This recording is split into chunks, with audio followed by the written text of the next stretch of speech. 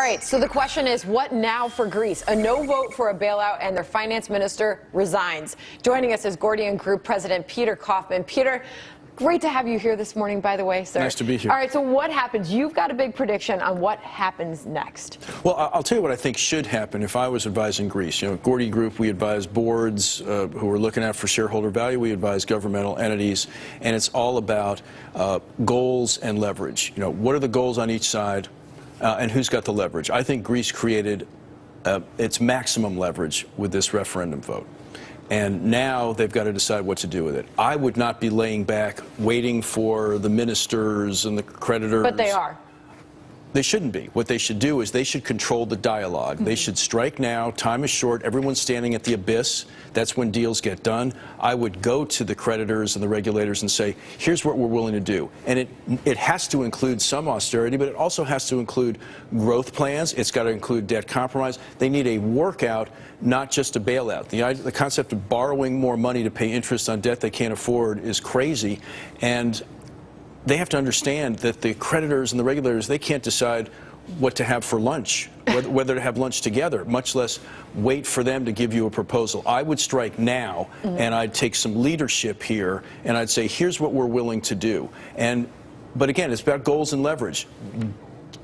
Do the folks in the Euro want Greece to stay? If they do, Greece now has created some leverage, in my view, that they have to use adroitly, or else all is going to be lost. I mean, all right, so here's what's coming up.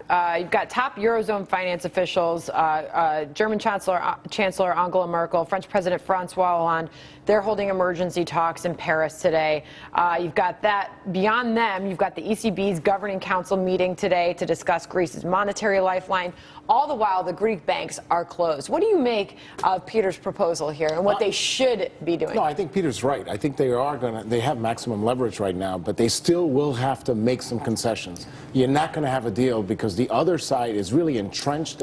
They want to stick to their old agreement. So now Greece can take that extra leverage and put something on the table, but they're going to have to put more on the table than they were willing to agree to before. There's no doubt in my mind. And then on top of that, they also are going to have to not only impress the creditors, but they're also going to have to impress the European Central Bank. The Governing Council really has the future of Greece in their hands. The emergency liquidity assistance is now frozen at 89 billion euros, and nobody is depositing money into the Greek banks. They're taking money out. So it is just a matter of time, whether you believe the really scary predictions that it's a matter of hours or the optimistic ones that it's a matter of days. Okay. That money is running out. What is the incentive for Tsipras to actually carry out a plan and put more on the table, because he feels so empowered by this no vote?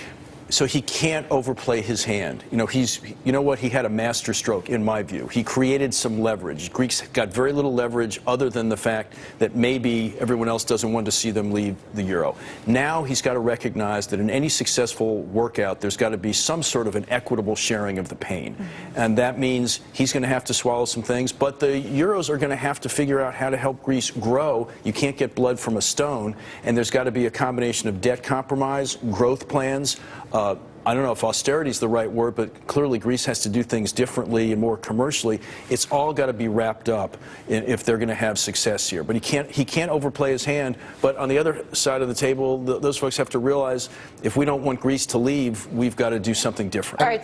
And the incentive is that he says that he's there for the common man, and the common man that is getting those pensions is not able to get that money back out. Those banks are not going to open unless some concessions are made, and all parties come to the table. It really goes back to his fundamental political beliefs that he may not be able to carry out, and that's the concern. And everybody, Ryan, trying to assess what all of this means for our money and your money and everybody's money, that's whether it's in retirement accounts here in the United States or globally invested, what it means for all of us. JP Morgan put out a note. They basically said the referendum result will surely lead to another round of market weakness. The base case now is for Grexit, and we tactically cut bank exposure, one of the best performers in all of this, and they're saying get out now. So how does the average investor position themselves now with what we know? Well, I think a lot of the uncertainty is going to hit us now, because the market was watching this unfold and they were expecting this to happen, but now we're in the point, well, what happens next, and nobody knows. So I think that